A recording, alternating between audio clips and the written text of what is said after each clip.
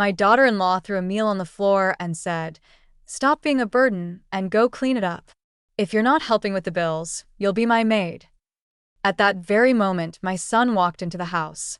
The action he took left her in shock. "I'm glad to have you here. Follow my story until the end and comment the city you're watching from so I can see how far my story has reached. I'm Lorna, and at 66 years old, I never imagined I'd be living as a servant in my own son's house. For 2 years now, I've been walking on eggshells around Nola, my daughter-in-law, watching every word I say and every move I make. But what happened that Tuesday afternoon changed everything forever. The smell of roasted chicken filled the kitchen as I carefully arranged the plates on the dining table. I'd spent the entire morning preparing Desmond's favorite meal, hoping it might ease the tension that had been suffocating our home for weeks. Nola had been particularly cruel lately, finding new ways to remind me that I was nothing more than a burden in their lives. "Is lunch ready yet?" Nola's voice cut through the quiet like a blade. She appeared in the doorway, wearing one of her expensive workout outfits, the kind that cost more than my monthly Social Security check. Her perfectly manicured nails tapped impatiently against the door frame as she looked me up and down with that familiar expression of disgust. "Yes, dear," I replied softly, my hands trembling slightly as I placed the last fork beside the plate.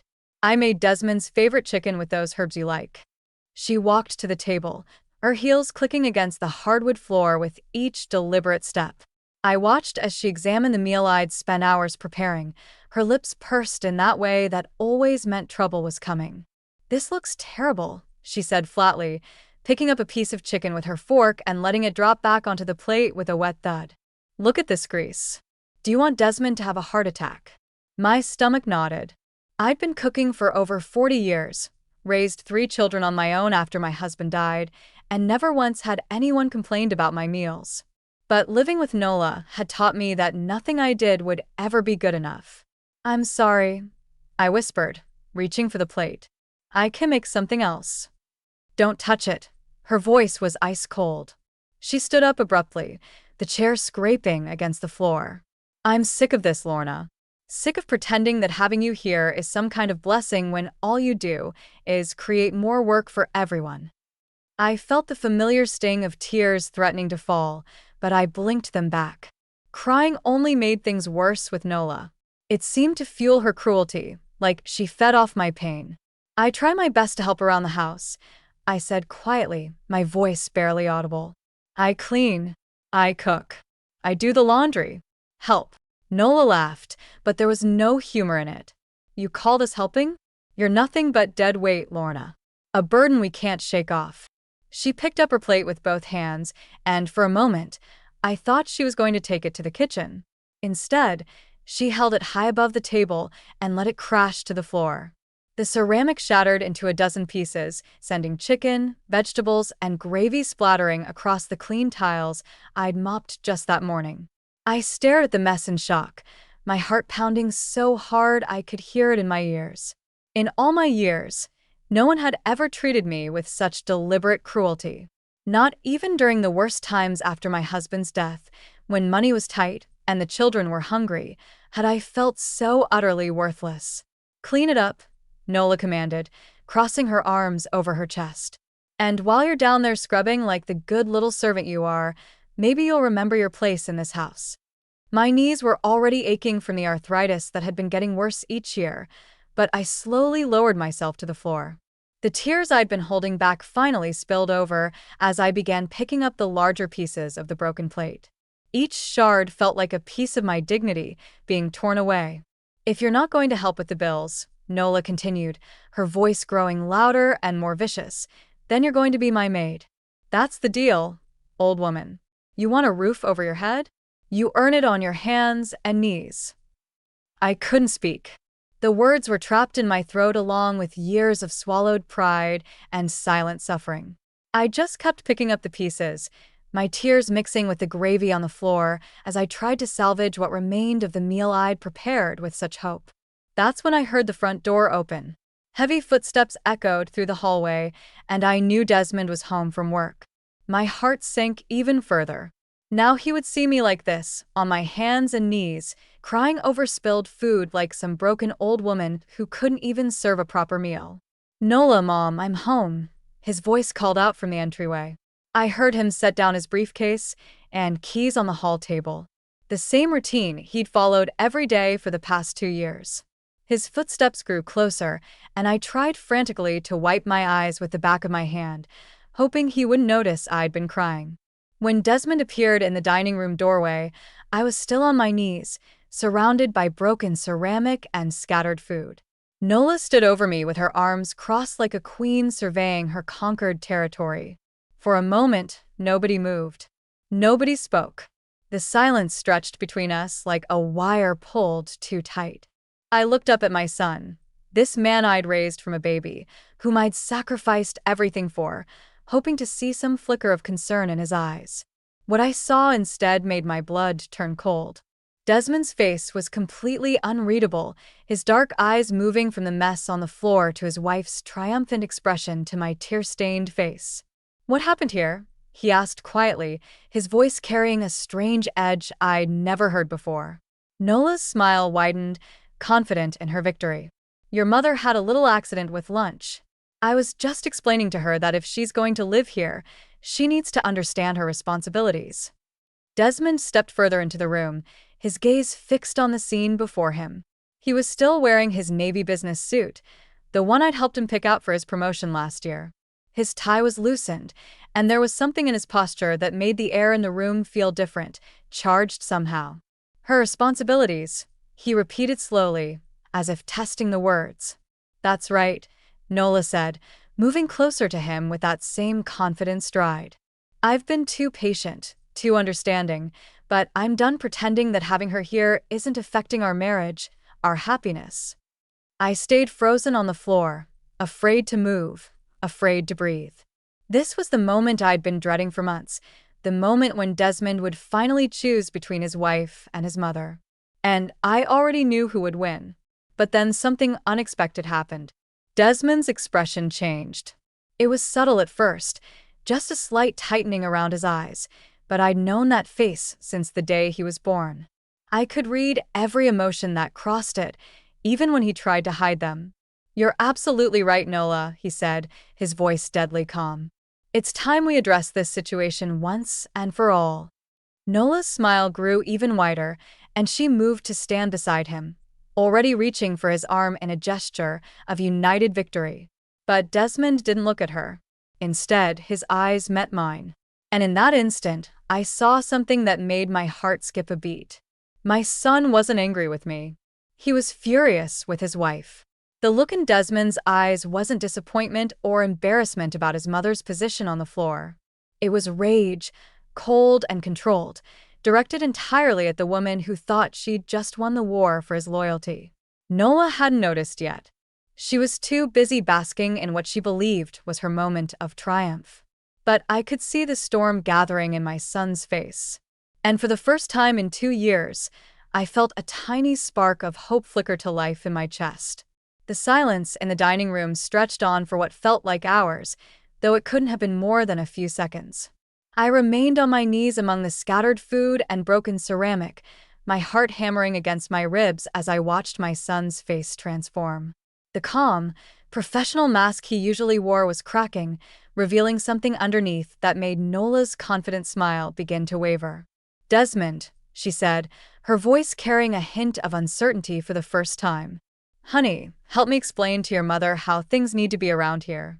My son didn't respond immediately. Instead, he walked slowly around the mess on the floor, his polished dress shoes careful not to step on any of the broken pieces. When he reached me, he knelt down, his expensive suit be damned, and gently took my shoulders in his hands. "Mom," he said softly, "let me help you up." The kindness in his voice after months of cold indifference made fresh tears spring to my eyes. His hands were steady and strong as he helped me to my feet. And for a moment, I felt like I was looking at the little boy who used to run to me when he scraped his knees. Nola's expression shifted from confusion to irritation. "Desmond, what are you doing? She needs to clean this up. She made the mess." "No," Desmond said quietly, still holding my arm to steady me. She didn't. The words hung in the air like a thunderclap. Nola's mouth opened, then closed, then opened again. What do you mean she didn't? I saw her drop the plate. She's getting clumsy in her old age. Stop.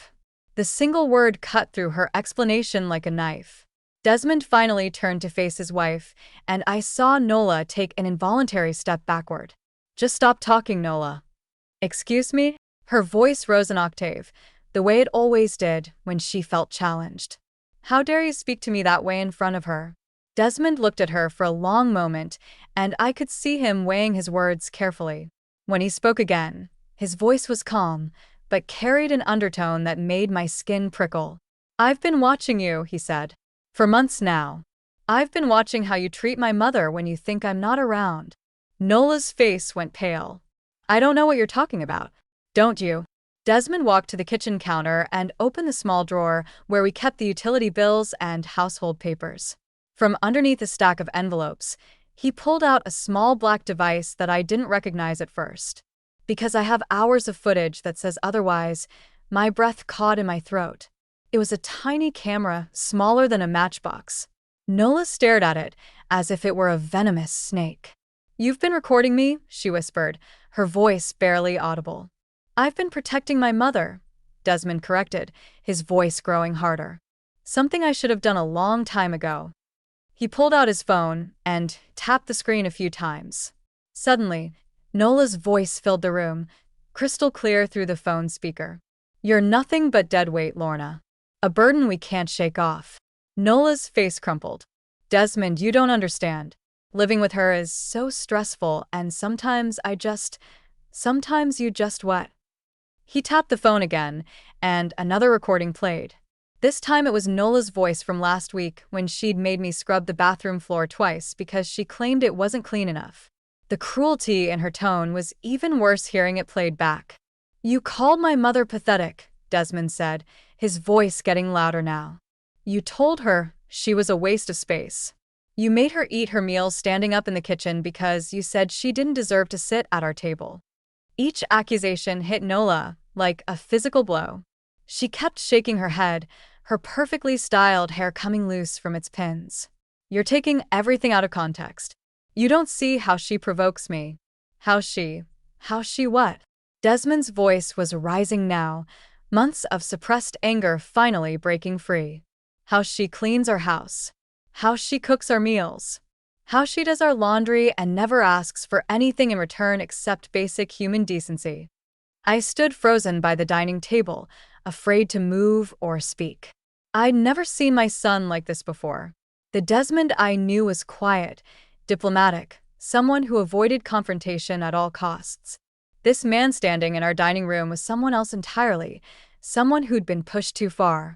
I had to install cameras in my own home, he continued, his voice breaking slightly, because I couldn't believe my own wife was capable of treating an elderly woman, my mother, like an animal. Nola's composure completely shattered. How long? She demanded. How long have you been spying on me? 3 months, Desmond said without hesitation. Ever since Mom lost 15 pounds, and I noticed she was jumping every time a door slammed. Ever since I came home early one day and heard you screaming at her about how she was ruining your life. My hand flew to my throat. I remembered that day. I'd been so careful to hide the marks where Nola had grabbed my arm, so sure that Desmond hadn't heard anything. You heard that? I whispered. Desmond turned to me, and I saw tears in his eyes for the first time since he was a child. I heard everything, Mom. And I've been collecting evidence ever since because I knew if I confronted her without proof, she'd find a way to turn it around on you. Nola suddenly lunged forward, reaching for the phone. Delete those recordings right now. You have no right. Desmond pulled the phone away, his reflexes quicker than hers. I have every right to protect my mother in her own home. This isn't her home, Nola screamed, all pretense of control finally gone. This is my house, mine and yours. She's just a guest who's overstayed her welcome. The words echoed through the room like gunshots. Even Nola seemed shocked by her own viciousness, covering her mouth with her hand as if she could take them back. Desmond stared at his wife for a long moment. And when he spoke, his voice was so quiet I had to strain to hear him. "You're right, Nola. This isn't Mom's home. But it's not yours either." Nola frowned, confusion replacing the anger on her face. "What do you mean?" "I mean," Desmond said, walking to the kitchen counter and pulling out a folder I'd never seen before, "that this house is in my name only. The mortgage, the deed, the insurance, all of it. You never contributed a single dollar to the down payment, and you've never made a single mortgage payment." He opened the folder and spread several official-looking documents across the counter. "I've been married to you for 3 years, Nola, and in all that time, you've never held a job for longer than 2 months. Every bill in this house, every grocery purchase, every utility payment has come out of my account or my mother's Social Security check." Nola's face went from pale to gray. "Those were just temporary setbacks. I was looking for the right opportunity." "You were looking for someone to take care of you," Desmond interrupted. "And when my mother moved in, you saw her as competition for my attention and resources, so you decided to make her life hell until she left voluntarily." The truth of his words hit me like a physical blow. All this time, I'd thought Nola's cruelty was just personality differences, cultural clashes, the normal friction that comes with multiple generations living under one roof. I'd never considered that it was calculated, deliberate. "That's not true," Nola protested. But her voice lacked conviction. Desmond tapped his phone again, and another recording filled the room. This time it was Nola talking to someone on the phone, probably one of her friends. "The old bat will get tired of it eventually and move out. Then Desmond and I can finally have our privacy back, and maybe I can convince him to give me access to his accounts." The silence that followed was deafening. Nola's mouth moved, but no sound came out. She looked like someone who just watched their entire world collapse. 3 months of recordings, Desmond said quietly. 3 months of documenting every cruel word, every deliberate humiliation, every calculated cruelty. "Did you really think I wouldn't notice what you were doing to the woman who raised me?" I felt my knees go weak, and I had to grip the back of a chair to stay upright. My son had known. For 3 months, he'd known what I was suffering and had been working in secret to protect me. All those times I'd felt so alone, so abandoned. He'd been watching, planning, gathering evidence. "Desmond," I whispered, "why didn't you tell me?" He turned to me with eyes full of regret. "Because I needed her to hang herself with her own rope. Mom, I needed proof that couldn't be disputed. Evidence that would hold up if this ever went to court." "Court." Nola's voice was a strangled whisper. Desmond looked at his wife with an expression I'd never seen before. Cold and final. "Divorce court, Nola. I filed the papers this morning." The words hit the room like a bomb going off. Nola staggered backward, her hand reaching for the wall to steady herself. "You can't be serious." "I've never been more serious about anything in my life," Desmond replied. "You have until Friday to pack your things and find somewhere else to live." Nola's face twisted with rage and desperation. "You can't throw me out. I'm your wife. You're a woman who's been psychologically abusing my mother for 2 years, Desmond said, "and I have the evidence to prove it." As I watched Nola's world crumble around her, I felt something I hadn't experienced in months. Hope. But I also felt a chill run down my spine because I could see in her eyes that this wasn't over. Nola wasn't the type of person to accept defeat quietly. And I was right to be afraid, because what she did next would test every bond between my son and me. The next morning, I woke up to the sound of hushed voices coming from the kitchen. For a moment, I forgot where I was. Forgot everything that had happened the day before. Then reality came flooding back. The broken plate, Nola's cruelty, and Desmond's shocking revelation about the cameras. I wrapped my old terry cloth robe around my shoulders and padded quietly down the hallway. The voices grew clearer as I approached the kitchen, and I recognized Desmond's low tones mixed with someone else's voice. A man I didn't recognize. "The recordings are more than enough," the stranger was saying. "Psychological abuse, financial manipulation, creating a hostile living environment for an elderly person. Any judge would see this as grounds for divorce and possibly criminal charges." I stopped at the doorway, not wanting to interrupt, but desperate to understand what was happening.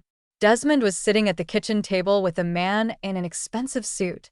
Papers spread between them like a battle plan. "Mr. Patterson," Desmond said, his voice tired but determined.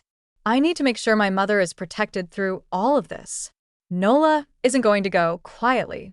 The man, Mr. Patterson, looked up from his papers and noticed me standing in the doorway. He was younger than I'd expected for a lawyer, maybe in his 40s, with kind eyes behind wire-rimmed glasses. "Mrs. Henderson," he said, standing up respectfully. "I'm David Patterson, your son's attorney. Would you like to join us?" Desmond turned in his chair, and I saw relief wash over his face when he saw me. "Mom, please. You need to hear this." I moved slowly into the kitchen, still not quite believing this was real. Yesterday, I'd been scrubbing food off the floor like a servant. And now there was a lawyer at my kitchen table discussing my rights. "Where's Nola?" I asked quietly. "Gone," Desmond said. "She left about an hour after you went to bed last night, packed 2 suitcases, and drove off without saying a word." I felt a mixture of relief and worry. "Where did she go?" "Her sister's house, probably," Desmond replied. "But that's not what matters right now. What matters is making sure you understand what's been happening behind the scenes." Mr. Patterson gestured to a chair, and I sat down carefully, my arthritis making my joints protest the early morning movement. He slid a manila folder across the table to me. "Mrs. Henderson, your son has been preparing for this moment for quite some time. The evidence he's collected isn't just about divorce proceedings. It's about protecting you from any future retaliation or legal challenges." I opened the folder with trembling hands. Inside were dozens of photographs, transcripts of recordings, and official-looking documents I didn't understand. "I don't follow," I said softly. Desmond leaned forward, his expression serious. "Mom, 3 months ago, I hired a private investigator to look into Nola's background. What we found was disturbing." He pulled out a thick report from the bottom of the stack. "Nola has done this before, twice." My blood went cold. "What do you mean?" Mr. Patterson took over the explanation. "Your daughter-in-law was previously married to 2 other men, both significantly older and both with elderly parents living in their homes. In each case, she systematically made life unbearable for the elderly parents until they either moved out or were placed in nursing homes." I stared at the papers, the words blurring together as I tried to process what I was hearing. She planned this more than that," Desmond said, his voice heavy with guilt. "In her first marriage, the elderly father died of a stress-induced heart attack 6 months after she moved in. In the second marriage, the mother had a stroke and is now in a care facility that costs the family everything they have." The room started spinning around me. I gripped the edge of the table, fighting off a wave of nausea. "And you think she was trying to kill you?" Desmond's voice broke. "Mom, the stress she was putting you under, the constant anxiety, the way she was isolating you from me. Yes, I think that was exactly what she was trying to do." Mr. Patterson placed a gentle hand on my shoulder. "We can't prove intent to harm, Mrs. Henderson, but we can prove a pattern of behavior that puts elderly people at serious risk." I looked up at my son, this man I'd raised from a baby, and saw the pain in his eyes. "How long have you known?" "I started suspecting something was wrong about 6 months ago," he admitted. "You were losing weight. You seemed afraid all the time. And whenever I tried to talk to you alone, Nola would find an excuse to interrupt. But it wasn't until I hired the investigator that I understood how calculated it all was." He pulled out another document, this one with Nola's photo attached. "She targets men like me, Mom. Men who are financially stable but emotionally vulnerable because they're caring for aging parents. She presents herself as supportive and understanding, then slowly turns the household into a war zone." "But why didn't you tell me?" I whispered, tears starting to flow down my cheeks. "I thought you didn't care anymore. I thought you were choosing her over me." Desmond's face crumpled with guilt. "Because I needed evidence that would hold up in court. If I'd confronted her without proof, she could have turned it around, made you look like the problem. She could have convinced people that you were the one being difficult, that I was an ungrateful son who couldn't handle caring for his mother. Mr. Patterson nodded. Your son was protecting you the only way he could, Mrs. Henderson. By building an airtight case that would ensure Nola couldn't hurt you or manipulate the situation. I thought about all those months of feeling abandoned, of believing my own son had stopped loving me.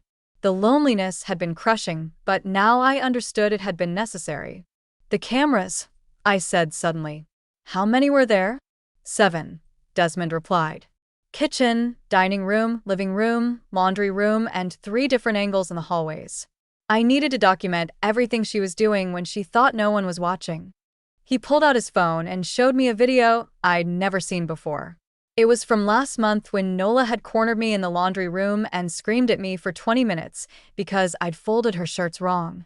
Watching it back, I could see how calculated her cruelty was.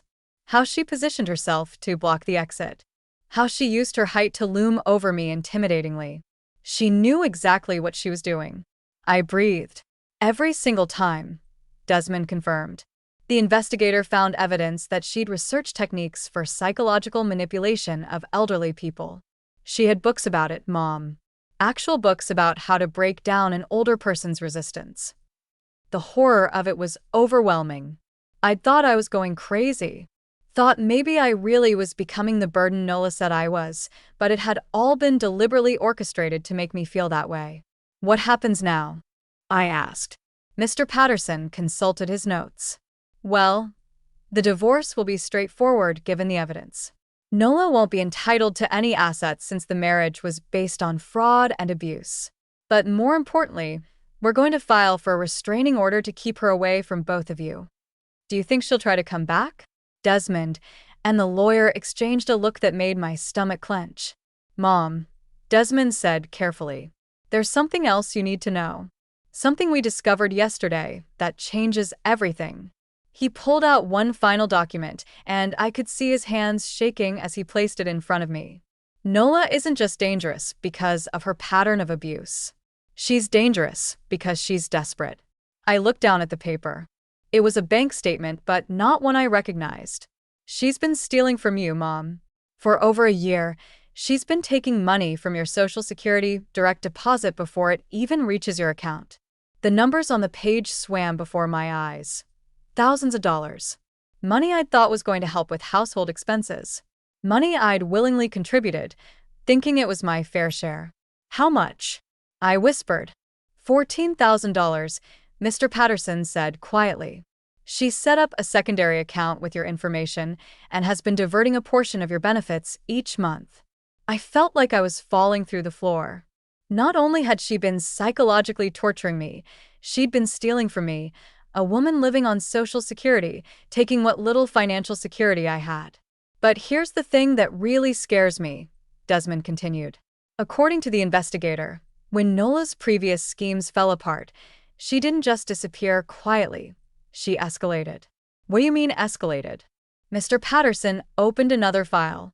In her first marriage, after the elderly father died, she tried to convince her husband that his mother had left him money that was rightfully hers.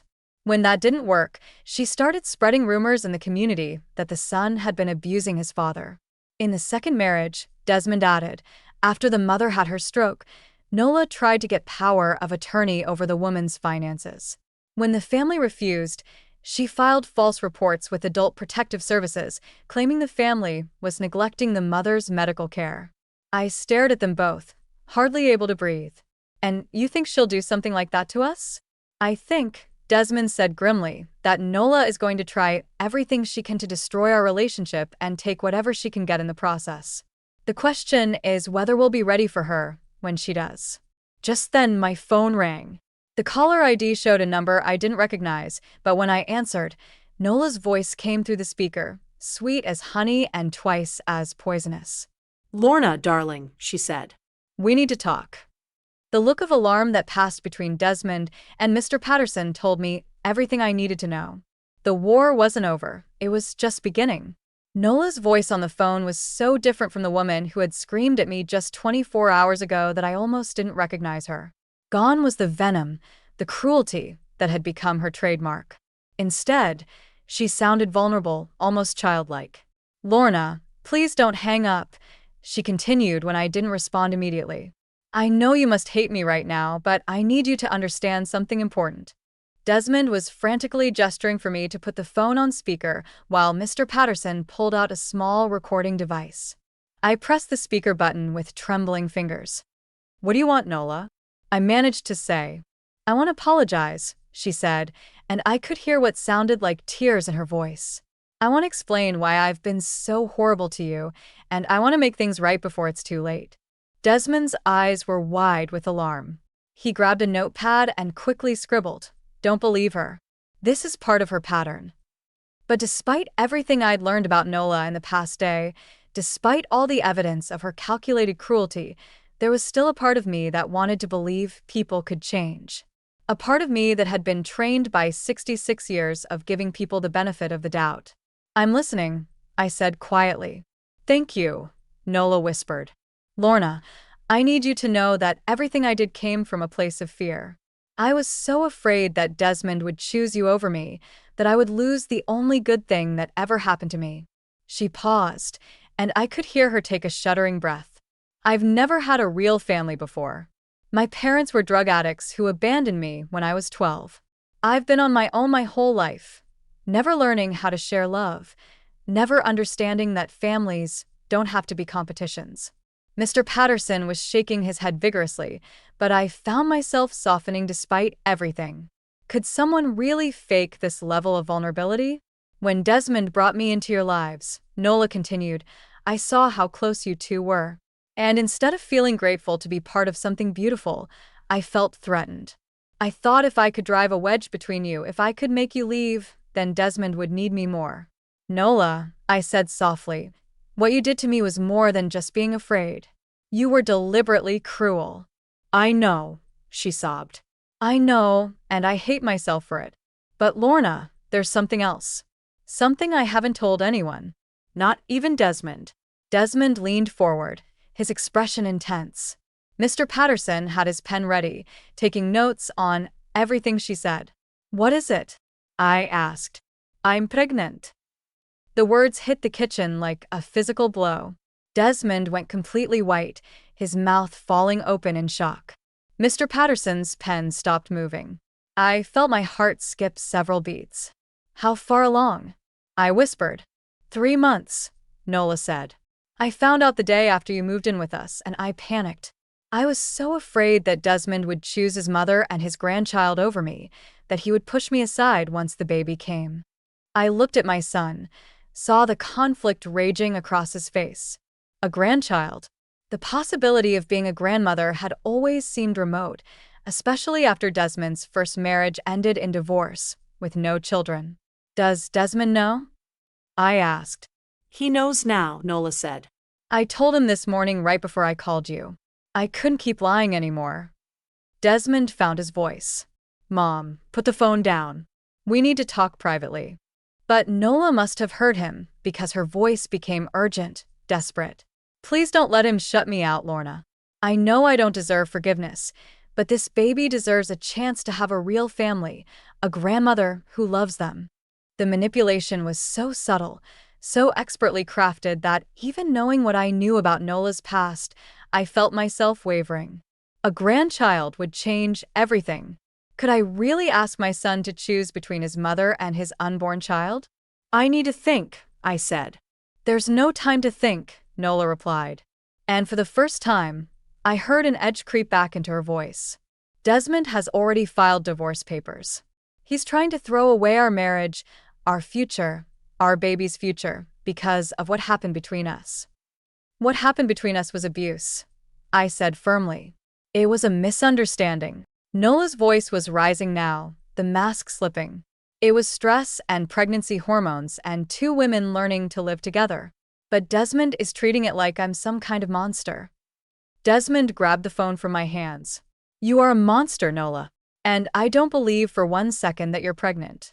There was silence on the other end of the line. And when Nola spoke again, her voice was ice cold. You want proof? Fine. Meet me at Dr. Morrison's office at 3 o'clock. I'll show you the ultrasound, and then we'll see who the real monster is when you abandon your pregnant wife and unborn child. She hung up before any of us could respond. The kitchen fell silent except for the ticking of the wall clock and the sound of my own ragged breathing. Desmond was staring at the phone as if it were a venomous snake. "She's lying," he said finally. "She has to be lying." Mr. Patterson consulted his watch. "It's 11:30 now. Dr. Morrison's office would have records if she's been a patient. We could call and verify." "No, Desmond interrupted. If she is pregnant, if there really is a baby, then everything changes." I felt a weight settling in my chest like a stone. "What do you mean?" "I mean, I can't divorce a pregnant woman, Mom. I can't abandon my child, even if the mother is—" He struggled to find the words. "Even if the mother is an abuser," I finished for him. "Even if she's dangerous." Desmond's shoulders sagged. "What kind of man would I be if I left my pregnant wife? What kind of father would I be if I put my child through a divorce before they're even born?" Mr. Patterson cleared his throat. "Mr. Henderson, if I may, pregnancy doesn't erase abuse. Courts understand that staying in an abusive situation isn't healthy for anyone, including unborn children. But how can I ask my mother to live with someone who's carrying my child?" Desmond looked between us, anguish written across his face. "How can I ask Mom to endure more abuse for the sake of my marriage?" The question hung in the air like a sword waiting to fall. I looked at my son, this good man who was being torn apart by an impossible choice, and I felt something break inside my chest. "You don't have to ask me anything," I said quietly. Both men turned to look at me. "If Nola is really pregnant," I continued, "then you need to focus on being a father. I can find somewhere else to live." "Mom, no," Desmond said immediately. "I won't let her drive you out of your home." "This isn't my home," I said, echoing Nola's words from the day before. "It's yours. And if you're going to have a family, you need space to build it." "I won't let you sacrifice yourself for my mistakes," Desmond said firmly. "I married Nola. I brought her into our lives. This is my responsibility to fix." Mr. Patterson looked uncomfortable. "Perhaps we should confirm the pregnancy before making any major decisions." At 2:45, we were sitting in the waiting room of Dr. Morrison's office. Desmond hadn't spoken during the entire drive, and I could see the muscles in his jaw working as he stared at the floor. Mr. Patterson had stayed behind to continue reviewing the legal options, but he'd made us promise to call him immediately after the appointment. When Nola walked in, I barely recognized her. She was wearing a simple sundress instead of her usual designer outfits. Her hair was pulled back in a plain ponytail, and her face was free of makeup. She looked young and vulnerable, nothing like the woman who had terrorized me for months. "Thank you for coming," she said softly, sitting in the chair across from us. "I know this is hard for everyone." A nurse called her name before either of us could respond, and we followed her into a small examination room. Dr. Morrison was a kind-faced woman in her 50s who seemed genuinely pleased to see Nola. "Mrs. Henderson," she said warmly, "you're right on schedule for your 12-week appointment. How are you feeling?" My heart sank. 12 weeks. The timeline matched exactly with what Nola had told us. "Much better now that my family is here," Nola replied, reaching for Desmond's hand. He didn't pull away, but I could see the tension in his posture. The ultrasound machine hummed to life, and Dr. Morrison spread gel across Nola's exposed belly. Within moments, the screen filled with the grainy black and white image that I recognized from when Desmond was born 35 years ago. "There's your baby," Dr. Morrison said, pointing to a small shape on the screen. "Strong heartbeat, good size for gestational age. Everything looks perfect." I watched Desmond's face as he stared at the screen, saw the exact moment when the reality hit him. He was going to be a father. Despite everything Nola had done, despite all the evidence of her cruelty and manipulation, there was an innocent life growing inside her. "Can we have a picture?" Nola asked quietly. Dr. Morrison printed several copies of the ultrasound image and handed them to Desmond. "Congratulations, Dad. First baby." "Yes," Desmond whispered, his voice thick with emotion. As we left the doctor's office, Nola walked between Desmond and me like she belonged there. I felt the last of my hope crumble. She had won. With one strategic pregnancy, she had guaranteed that she would never truly be out of our lives. But what I didn't know, what none of us realized until it was too late, was that Nola's victory was about to become the very thing that destroyed her completely. Because there was one detail about that ultrasound, one crucial piece of information that would change everything, and we were about to discover it in the most devastating way possible. The ride home from Dr. Morrison's office was the longest 30 minutes of my life. Desmond drove in complete silence, the ultrasound pictures sitting on the dashboard between us like a surrender flag. Nola sat in the passenger seat, her hand resting protectively over her belly, occasionally glancing back at me with what looked like genuine remorse. For the first time in months, I felt truly defeated. Everything we discovered about Nola's past, all the evidence Desmond had gathered, the lawyer's careful plans, none of it mattered now. She was carrying my grandchild, and that changed everything. When we pulled into the driveway, I noticed Mr. Patterson's car was still there. Through the kitchen window, I could see him pacing while talking on his phone. The sight of him gave me a small spark of hope. Maybe there was still something that could be done legally to protect us. "I'll make some tea," I offered as we walked into the house, falling back into my familiar role of the peacekeeper. "That would be nice." "Thank you," Nola said softly. She settled onto the couch and patted the cushion next to her. "Desmond, will you sit with me? We need to talk about our future." I busied myself in the kitchen, trying not to listen to their conversation, but unable to help myself. Through the doorway, I could see Desmond sitting stiffly beside his wife, his hands clasped tightly in his lap. "I know you don't trust me anymore," Nola was saying, "and I understand why, but this baby changes things, doesn't it? We have to find a way to make this work." "Making it work doesn't mean going back to how things were," Desmond replied carefully. "What you did to my mother was unacceptable, pregnant or not." "I know," Nola agreed quickly. "And I want to make amends. I want to show both of you that I can be better." Mr. Patterson emerged from the dining room, his expression troubled. He nodded at me as I carried the tea tray into the living room, then cleared his throat to get everyone's attention. "I'm sorry to interrupt," he said, "but I just got off the phone with our investigator, and there's something you all need to know." Nola's face went pale. "What kind of something?" Mr. Patterson pulled out his tablet and set it on the coffee table. "We've been tracking Nola's movements and communication since yesterday as part of building our case. What we discovered this morning raises some serious questions about the timing of this pregnancy." My hands began to shake as I poured the tea. Something in the lawyer's tone suggested we were about to learn something terrible. "What do you mean?" Desmond asked. Mr. Patterson swiped his tablet screen, bringing up what looked like a series of photographs.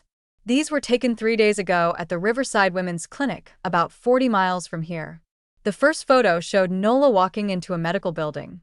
The timestamp showed it was taken 2 days before our confrontation in the dining room. "I don't understand," I said quietly. "The Riverside Women's Clinic specializes in fertility treatments," Mr. Patterson explained. "But they also provide other services that include pregnancy termination procedures." The room went deadly quiet. Nola's face had gone from pale to gray, and I could see her hands beginning to tremble. "You're suggesting what exactly?" Desmond's voice was dangerously low. Mr. Patterson swiped to the next photo. This one showed Nola leaving the same building, but the timestamp was different. It was from yesterday morning, just hours before she'd called me claiming to be pregnant. "I'm suggesting," Mr. Patterson said carefully, "that we need to verify the authenticity of that ultrasound." Nola shot to her feet so quickly she knocked over her teacup, sending hot liquid spilling across the coffee table. "How dare you?" "How dare you spy on me and then question my pregnancy?" "Sit down, Nola," Desmond said quietly, but there was steel in his voice. "I will not sit down and listen to these accusations. I'm carrying your child, and this man is trying to destroy our family with lies and conspiracy theories." Mr. Patterson remained calm. "Mrs. Henderson, if you're truly pregnant, then a simple blood test will confirm it. Dr. Morrison could run one this afternoon. I already proved I'm pregnant." Nola gestured frantically toward the ultrasound pictures. "You saw the baby." "You heard the heartbeat." We saw an ultrasound image, Mr. Patterson corrected. But ultrasound images can be manipulated, especially with modern technology. What we need is verification that this particular ultrasound actually came from your body. I felt the room starting to spin around me. Are you saying she faked the ultrasound? I'm saying it's a possibility we need to rule out, Mr. Patterson replied, especially given what our investigator discovered about the clinic visits. Desmond stood up slowly, and I could see the terrible realization dawning in his eyes. The first visit to the clinic was 3 days ago. That's exactly when you started acting different, Nola. When you suddenly became apologetic and started talking about wanting to make things right. That's a coincidence, Nola protested, but her voice was rising to that familiar pitch that signaled panic. And the second visit was yesterday morning, Desmond continued, his voice getting stronger. Just before you called Mom with your sob story about being pregnant and afraid. You're both crazy. Nola spun around to face me, desperation clear in her eyes. Lorna, you can't believe this nonsense. You saw the ultrasound yourself. But I was remembering something that had bothered me in the doctor's office, something I hadn't been able to put my finger on at the time. Dr. Morrison called you Mrs. Henderson, I said slowly. Nola blinked. So? But you never legally changed your name when you married Desmond. I remember, because it caused problems with the insurance paperwork. The color drained completely from Nola's face. You used my name to establish a patient relationship with Dr. Morrison, Desmond said, the pieces falling into place. You pretended to be pregnant under a false identity. Mr. Patterson was already on his phone. Dr. Morrison, this is David Patterson, attorney for Desmond Henderson. I need to speak with you about a patient using the name Mrs. Henderson. Yes, I'll hold. Stop, Nola whispered. Please just stop. But Mr. Patterson was already speaking to the doctor. Yes, I understand patient confidentiality, but we have reason to believe someone has been using a false identity. Yes, the ultrasound from this afternoon. I watched Nola's face crumble as Mr. Patterson listened to whatever Dr. Morrison was telling him. When he hung up, the silence in the room was suffocating. Dr. Morrison confirmed that the ultrasound images we saw today were not from a current patient named Mrs. Henderson, he said quietly. They were archive images from a patient who gave birth 6 months ago, someone who had given permission for her ultrasounds to be used for educational purposes. The truth hit me like a physical blow. She stole someone else's ultrasound pictures. The real Mrs. Henderson, the woman whose images those actually were, had a healthy baby girl in February. Mr. Patterson continued, Nola somehow gained access to archived medical files and used them to create a false pregnancy. Desmond was staring at his wife as if he'd never seen her before. You're not pregnant. I was trying to save our marriage, Nola burst out. All pretense finally abandoned. I was trying to give us a chance to be a real family by lying about a baby. I couldn't keep the horror out of my voice. By giving you something more important to focus on than your precious relationship with him. Nola pointed an accusatory finger at me. I knew if there was a grandchild involved, you'd both do anything to make the marriage work, including forcing me to live with my abuser. I said quietly. You're not abused, Nola screamed. You're spoiled. You're a selfish old woman who can't stand to see her son happy with someone else. The mask was completely off now. This was the real Nola. The woman who had tormented me for months. The woman who had calculated every cruelty to drive me away from my own son. Get out, Desmond said, his voice barely above a whisper. What? Get out of my house right now before I call the police and have you arrested for fraud, theft, and elder abuse. Nola looked around the room desperately, searching for someone to take her side, but there was no one left. She had played her final card and lost everything. You'll regret this, she said, her voice turning venomous again. Both of you will regret choosing her over me. The only thing I regret, Desmond replied, is not protecting my mother from you sooner. As Nola gathered her things and stormed out of the house, slamming the door so hard the windows rattled, I felt something I hadn't experienced in months. Relief so profound it made my knees weak. But there was something else, too. Something deeper than relief. For the first time in my life, I had witnessed my son choose me unconditionally. Not out of duty or obligation, but out of love and respect. The nightmare was finally over. But the real healing was just beginning.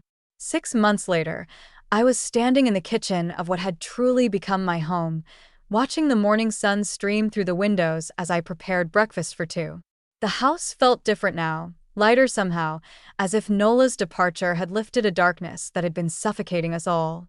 The divorce had been finalized 3 months ago. Mr. Patterson had been right about the evidence being overwhelming. When faced with criminal charges for fraud, identity theft, and elder abuse, Nola had agreed to a quick, quiet dissolution of the marriage with no contest. She'd even returned most of the money she'd stolen from my Social Security.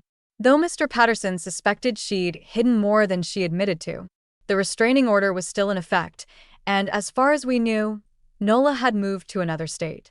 There had been no phone calls, no surprise visits, no attempts at manipulation.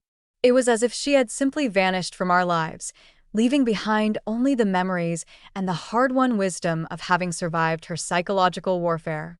"Mom, you don't have to cook breakfast every morning," Desmond said as he entered the kitchen, already dressed for work in one of his navy suits. "I can grab something on the way to the office." "I want to," I replied, plating his eggs and bacon. "Besides, it's nice having someone to cook for who actually appreciates it." He sat down at the kitchen table, the same table where Nola had thrown that plate 6 months ago, and took a bite of his breakfast. "This is perfect. Thank you." We ate in comfortable silence for a few minutes, something that would have been impossible during the Nola years. Back then, every meal had been a minefield of tension, waiting for the next cruel comment or deliberate provocation. Now, breakfast was peaceful, a quiet time for us to connect before Desmond left for work. "I have something to tell you," Desmond said as he finished his coffee. My stomach clenched reflexively, a response I was still working to overcome. Months of living with Nola had trained me to expect bad news, and I was slowly relearning that conversations with my son didn't have to be filled with dread. "What is it?" I asked, trying to keep my voice calm. "I've been seeing someone," he said quietly. "Her name is Sarah, and she's a teacher at the elementary school near my office. We've been dating for about a month now." Relief flooded through me, followed immediately by happiness. Desmond deserved to find love again, real love with someone who would treat him and our family with respect. "Tell me about her," I said, settling back into my chair with my own cup of coffee. A smile spread across my son's face, the first genuine smile I'd seen from him in years. "She's wonderful, Mom. Kind, funny, patient with kids. She's been teaching 3rd grade for 15 years, and she volunteers at the animal shelter on weekends." "She sounds lovely. When do I get to meet her?" Desmond hesitated, and I could see a flicker of the old anxiety cross his features. "Are you sure you're ready for that? I don't want to rush things, especially after Nola." I finished for him. "Desmond, what happened with her doesn't mean I'm afraid of you finding happiness again. It means I'm better at recognizing the difference between someone who's good for you and someone who's using you." He reached across the table and covered my hand with his. "I'm so sorry, Mom, for everything. For not seeing what she was doing sooner. For not protecting you better. For making you feel like I'd chosen her over you." "You did protect me," I said firmly. "Maybe not in the way either of us would have preferred, but you found a way to gather the evidence we needed to get rid of her permanently. You saved us both. I should have trusted my instincts from the beginning. I knew something was wrong when you started losing weight and seemed afraid all the time. I should have confronted her immediately instead of playing detective." I squeezed his hand. "If you'd confronted her without evidence, she would have found a way to turn it around on us. She was that manipulative. The way you handled it ensured that she couldn't wiggle out of the consequences." "Still," Desmond said, "I hate that you suffered for so long while I was building my case." "The suffering is over now," I replied. "And maybe it had to happen the way it did, so we could both learn how strong we really are." It was true. The past 6 months hadn't just been about healing from Nola's abuse. They'd been about rediscovering who we were as mother and son, rebuilding a relationship that had been damaged long before Nola came into our lives. "Speaking of Sarah," Desmond said, changing the subject with obvious effort, "I was hoping you might join us for dinner this weekend. Nothing fancy, Just the three of us here at home. I'd love that, I said, meaning it completely. After Desmond left for work, I walked through the house, taking inventory of how much had changed. The dining room, where Nola had humiliated me, was now a bright, welcoming space where Desmond and I played cards in the evenings. The living room, where she'd spent hours on the phone, bad-mouthing me to her friends, was now filled with books and plants and the comfortable quiet of a real home. I'd made changes, too. With Nola's cruelty no longer sapping my energy and confidence, I'd started taking better care of myself. I'd gained back the weight I'd lost, started doing the gentle yoga videos I'd always wanted to try, and even joined a book club at the local library. For the first time in years, I had friends again, women my own age, who appreciated my company and treated me with respect. The phone rang, and I smiled when I saw the caller ID. It was Margaret, one of my book club friends. "Lorna, dear," she said in her warm voice. "I hope you don't mind me calling so early, but I wanted to make sure you were still planning to come to the meeting this afternoon. We're discussing that mystery novel you recommended." "I wouldn't miss it," I replied. "Should I bring snacks?" "Only if you want to. But we all love those cookies you made last time." After he hung up, I realized I was humming as I started gathering ingredients for Margaret's favorite chocolate chip cookies. When was the last time I'd hummed while doing housework? When was the last time I'd felt genuinely excited about spending time with friends? The answer came to me immediately. Not since before Nola. She had systematically isolated me from everyone and everything that brought me joy, convincing me that I was too much of a burden to deserve friendship or happiness. As I measured flour and sugar, I thought about the woman I'd been during those dark months, frightened, isolated, convinced that I was worthless. It seemed impossible that I'd ever felt that way about myself, but I knew it was important to remember, not to dwell on the pain, but to appreciate how far I'd come. The afternoon book club meeting was exactly what I needed. 8 women ranging in age from 55 to 78, all intelligent and opinionated and unafraid to debate the finer points of plot and character development. Margaret had been right about the cookies. They disappeared within minutes of my arrival. "Lorna," said Helen, a retired nurse who'd become one of my closest friends. "You look wonderful today. There's something different about you." "I feel different," I admitted. "Stronger, I guess. More like myself than I've been in a long time." "It shows," Helen replied. "You know, when you first joined our group, you seemed so tentative, like you were afraid to take up space. Now you jump right into our discussions with both feet." After the meeting, as I drove home through the familiar streets of my neighborhood, I realized Helen was right. I had been afraid to take up space, afraid to have opinions, afraid to exist fully in my own life. Nola had trained me to make myself small, to apologize for my very existence. But that woman was gone now. In her place was someone I was still getting to know, a woman who had opinions about books and politics, who could bake cookies that made people smile, who deserved respect and kindness and love. When I pulled into the driveway, I saw Desmond's car was already there. He was home early, which usually meant good news of some kind. "Mom," he called as I came through the front door. "Could you come into the living room for a minute?" I found him sitting on the couch next to a woman I'd never seen before. She was in her early 40s with warm brown eyes and graying hair pulled back in a simple ponytail. She stood up when I entered the room, extending her hand with a genuine smile. "You must be Lorna," she said. "I'm Sarah." "Desmond has told me so much about you." As I shook her hand, I found myself studying her face, looking for any signs of the false sweetness or calculating coldness I'd learned to recognize in Nola. But Sarah's smile reached her eyes, and there was nothing performative about her warmth. "He's told me about you, too," I replied. "All good things." "I hope you don't mind me dropping by unexpectedly," Sarah said. "I was in the neighborhood, and Desmond invited me to stay for dinner. But if this is too much, too soon, I completely understand." I looked at my son, saw the hope and nervousness in his expression, and felt my heart expand with love for this man who was finally learning to trust his own judgment about people. "Too soon," I said, walking toward the kitchen. "Nonsense."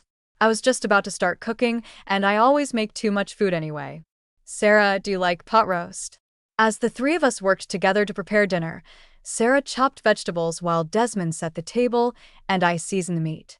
I felt something I hadn't experienced in years: the simple joy of sharing a meal with people who genuinely cared about each other. During dinner, Sarah told us about her students, her volunteer work at the animal shelter, and her passion for gardening. She asked thoughtful questions about my book club and listened intently to my answers. When Desmond mentioned that I'd been the one to teach him to cook, she asked if I'd be willing to share some recipes. "I'd love to," I said, meaning it completely. "Though I should warn you, I don't measure anything. I just cook by feel." "Those are the best kind of recipes," Sarah laughed. "My grandmother was the same way. I still have her recipe box, but half the cards just say things like, 'Add flour until it feels right.'" As the evening progressed, I watched the way Sarah interacted with both Desmond and me. She didn't try to monopolize his attention or subtly exclude me from conversations. She didn't make cutting remarks disguised as jokes or try to establish dominance through small cruelties. She was simply herself, warm, genuine, and kind. "Lorna," she said as we cleared the dinner dishes, "I hope this isn't too forward, but Desmond mentioned that you're interested in gardening. I've been working on a vegetable garden in my backyard, and I could really use some advice from someone with more experience." "I'd be happy to help," I replied, "though I'm probably rustier than you think. I haven't had a garden in years." "Well, maybe we could learn together," Sarah suggested. "I have more enthusiasm than knowledge." After Sarah left, Desmond and I sat in the living room, both of us processing the evening. "She's wonderful," I said simply. "You really think so?" Desmond asked, and I could hear the vulnerability in his voice. "I think she's exactly what you deserve," I replied. "Someone who sees your worth and treats you with respect. Someone who doesn't see me as competition, but as part of the package that comes with loving you." Desmond smiled, the worry lines around his eyes softening. "She wants to meet you properly, maybe take you to lunch next week if you're interested." "I'm very interested," I said. It's been a long time since I had a reason to look forward to the future. That night, as I lay in my comfortable bed in my safe home, I thought about the journey that had brought me to this moment. The pain of Nola's abuse had been real and devastating, but it had also taught me things about myself that I might never have learned otherwise. I'd learned that I was stronger than I'd ever imagined, strong enough to survive months of psychological warfare, strong enough to help my son see the truth about his marriage, strong enough to rebuild my life. At 66 years old, I'd learned that family wasn't just about blood relationships, but about people who chose to love and support each other. My book club friends, Sarah, even Mr. Patterson. They were all part of my family now in ways that mattered. Most importantly, I'd learned that it was never too late to start over. Never too late to insist on being treated with dignity and respect. Never too late to find joy, purpose, and love. As I drifted off to sleep, I smiled, thinking about the weekend ahead. Dinner with Desmond and Sarah, lunch with my book club friends. Maybe a trip to the garden center to pick out plants for the vegetable garden Sarah and I would create together. For the first time in years, I was excited about tomorrow. And that, I realized, was the greatest victory of all. Let me know in the comments the city you're watching from so I can see how far my story has reached. Thanks for watching until here. Please subscribe the channel.